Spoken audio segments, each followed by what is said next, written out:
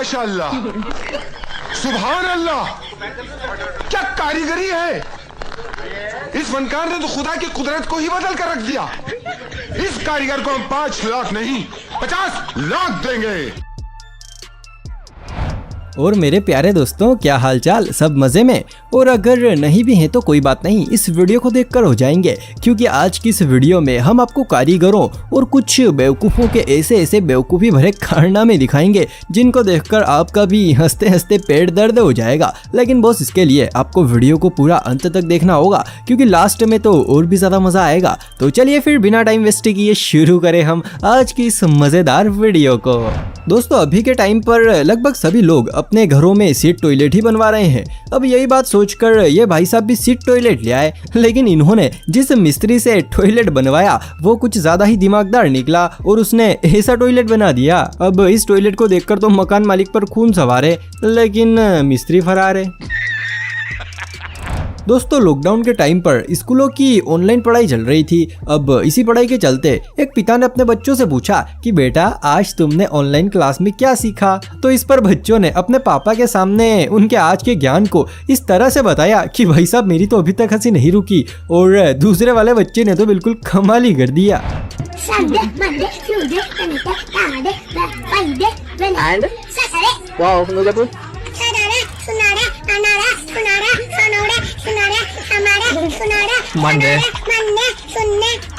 इस बच्चे को देखकर तो थोड़ा बहुत मैं भी सीख गया हूँ। शटरडे, शुनडे, मनडे, शुनाडे, शोनुडे। बस लायक है क्या? दोस्तों, बहुत सारे लोगों का ऐसा सोचना होता है कि पढ़ाई लिखाई का जिंदगी में कोई भी मतलब नहीं है, और मान लो अगर कभी पढ़ाई कर भी ली तो कौन सी नौकरी लग जाएगी। लेकिन दोस्तों देखो, मेरा मानना तो ये है कि पढ़ाई लिखाई का मतलब सिर्फ नौकरी करना ही नहीं है। अरे, चोरी करने में भी पढ़ाई चाहिए। अब जैसे कि आप इन चोरों को ही देख लीजिए, ये बैंक में ATM मशीन चुराने गए थे, लेकिन बेचारे पढ़ाई के अभाव के कारण गलती से पासबुक प्रिंटिंग मशीन उखाड़ लाए। और जरा इस व्हाइट शर्ट वाले चोर को तो देखो, ओहो हो, कैसे सीना तान कर खड़ा है, जैसे ये चोर नहीं बल्कि खुद ही पुलिस वाला है। और दोस्तों, यही नहीं, ऐसा ही हमारे पास एक और उदाहरण है। अब जरा आप इन दोनों नमूनों को देखिए। 100 रुपए की नोट की बजाय इन्होंने 250 का जाली नोट छाप दिया। सच में अगर इस दृश्य को मोदी जी देख लेना तो भाई साहब वो भी सिर्फ एक ही बात कहेंगे, भाइयों बहनों, यह देश बदल रहा है। दोस्तों, हमारे भारत देश में जनसंख्या की काफी ज्यादा वृद्धि हो गई है, और ये खास करके लॉकडाउन में हुई। अब इसी बढ़ती हुई जनसंख्या को रोकने के लिए सरकार कई तरह के नियम बना रही है, जिसमें से एक नियम ये भी है कि एक आदमी को 2 से ज्यादा बच्चे पैदा नहीं करने चाहिए। अब इसी बात को लोगों तक पहुंचाने के लिए सरकार कई तरह की कोशिशें कर रही है, जिसमें से एक कोशिश ये भी है कि 2 बच्चे हैं मीठी खीर, कि 2 बच्चे हैं मीठी खीर, भैया बाकी सब बवासीर। सच में दोस्तों, जिसने भी ये स्लोगन बनाया है ना, उसको मेरा दंडवत प्रणाम है। दोस्तों, भारत की आधी से भी ज्यादा सड़कें ऐसी हैं जिन पर गड्ढे पड़े हुए हैं, लेकिन फिर भी नगर निगम उन पर तनिक भी ध्यान नहीं देता। अब इसी चीज से परेशान होकर इन लोगों ने एक दिमाग लगाया और जहां जहां भी गड्ढे थे वहां पर पेड़ लगाने शुरू कर दिए। भाई, अब तो सड़कों पर भी फल लगेंगे, लेकिन मेरे ख्याल से इन फलों पर भी सरकार का ही राज होगा। अगर वीडियो देखकर थोड़ा सा भी मजा आ रहा हो तो भैया साथ में लाइक भी करते रहना। चलिए दोस्तों, ये सब तो चलता रहेगा, लेकिन मैं आपसे एक बहुत ही सरल या फिर आप इसे कठिन समझे, जो भी है वो सवाल पूछना चाहता हूँ। आप इस इमेज को बड़े ही ध्यान से देखिए और कमेंट में मुझे बताइए कि आखिर इस इमेज में मिस्टेक क्या है। अगर आपने मिस्टेक जो बता दी ना, तो भाई समझो मेरी नज़र में आप दुनिया के सबसे दिमागदार आदमी हो। तो जल्दी से मिस्टेक ढूंढकर कमेंट में बताइए। दोस्तों, एक और सरकार अपने स्वच्छ भारत मिशन के तहत लोगों के घरों में शौचालय बनवा रही हैं, और दूसरी ओर ये महान लोग शौचालय का ऐसे इस्तेमाल कर रहे हैं। भाई, अब शौचालय में दुकान कौन लगाता है? हमारे यहाँ ऐसा ही होता है।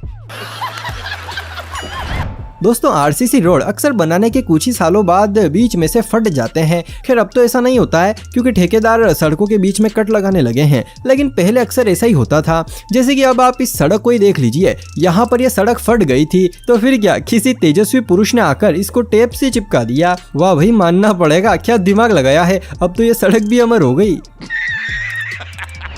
दोस्तों आपको पता हो तो सड़कों के दाएं बाएं और बीच में सफेद कलर की पट्टियां बनाई जाती हैं ताकि रात को वाहन चलाते हुए लोगों को अपनी सही साइड का पता चल जाए। लेकिन दोस्तों जरा आप इस सड़क को देखिए, भाई सड़क पर पट्टी बनाने वाले मजदूर के पास इतना सा भी टाइम नहीं था कि वो इस डाली को हटा दे। लेकिन चलो कोई ना, इसी बहाने सड़क पर डिजाइन तो बनी।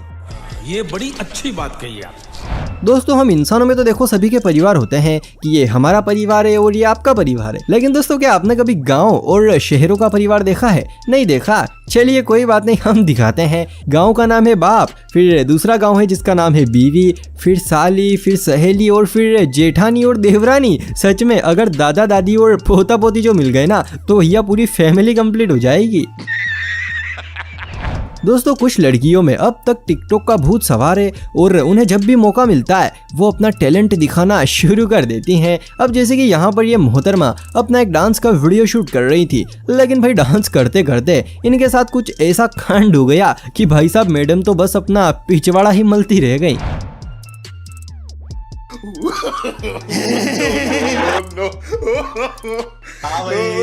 कैसी लगी? आगे स्वाद।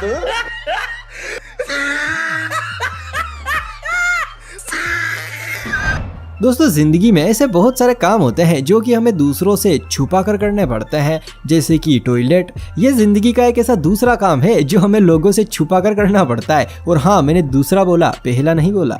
समझ रहे हो? समझ रहे हो आप? लेकिन दोस्तों जरा आप इस नज़ारे को देखिए। अरे जिंदगी का सबसे महत्वपूर्ण और छिपा कर करने वाला काम ये खुले में कर रहे हैं, और वो भी सीढ़ियों के बीचों बीच में। अरे भाई साहब ये टॉयलेट है, टॉयलेट कोई भगवान का मंदिर नहीं है जो खुला रख रखा है।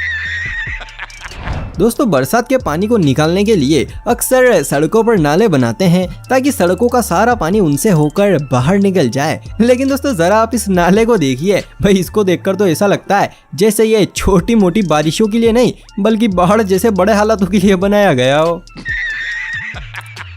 दोस्तों सिटियों में अक्सर घर पतले और सकड़े होते हैं, और भाई अपने गांव में तो हो बात ही अलग है। जितने लोगों का सिटियों में एक मोहल्ला होता है, इतनी जगह में तो लगभग एक गांव का आदमी अपना घर ही बना लेता है। चलो ये सब तो ठीक है, लेकिन जरा आप इस घर को देखिए। अरे भैया ये घर है कि पापड़? और सबसे बड़ी सोचने वाली बात तो ये है कि आखिर इसमें लोग सोते कैसे होंगे? मेरे ख्याल से तो खड़े खड़े सोते होंगे। लेकिन देखो भाई असल इनाम का हकदार तो मिस्त्री है, क्योंकि भैया ये मुजस्सिमा तो उसी ने तैयार किया है, तो फिर इनाम तो बनता है गुरु। बात तो सही है।